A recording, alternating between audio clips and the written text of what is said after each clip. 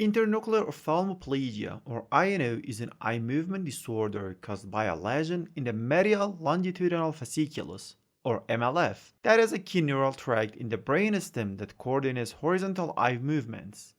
The MLF is a bundle of nerve fibers in the brainstem that connects the abducens nucleus, or cranial nerve number 6 in the pons, to the oculomotor nucleus, or the cranial nerve number 3 in the midbrain. MLF also ensures synchronized horizontal gaze by linking the lateral rectus muscle, or the muscle that is responsible for abducting the eye, and medial rectus, or the muscle that is responsible for adducting the eye. INO leads to impaired adduction or inward movement of the affected eye, and nystagmus, or uncontrolled rapid movement in the abducting eye. The myelinating lesions in the midbrain or pons often produce a unilateral or bilateral INO, usually in young patients.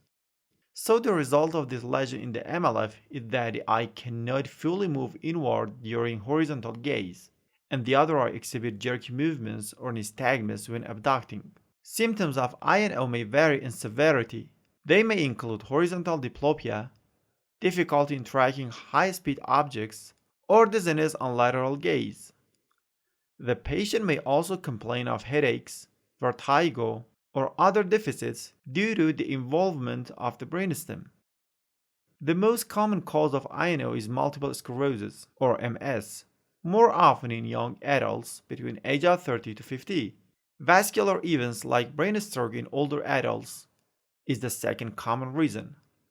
There are some other causes else like head trauma, tumors, infections, drug toxicity, and nutritional deficiencies, like what we see in Wernicke encephalopathy.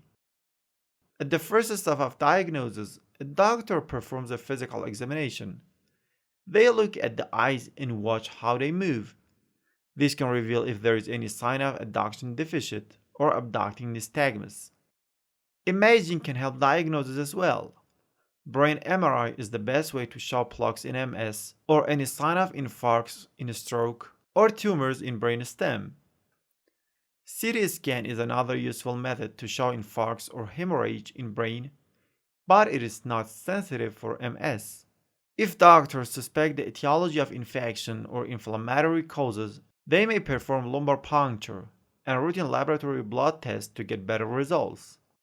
Unfortunately, there is no direct treatment for INO itself. Management focuses on treating the underlying cause.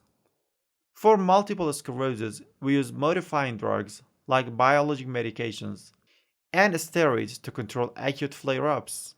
If INO is caused by a stroke, we should use anticoagulants and thrombolysis if indicated, and delicate supportive care.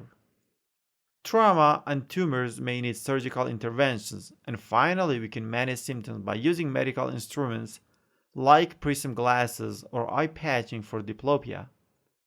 Antibiotic and antiviral drugs may be used if you suspect there is any clot infection. So the main management plan is to treat the underlying cause.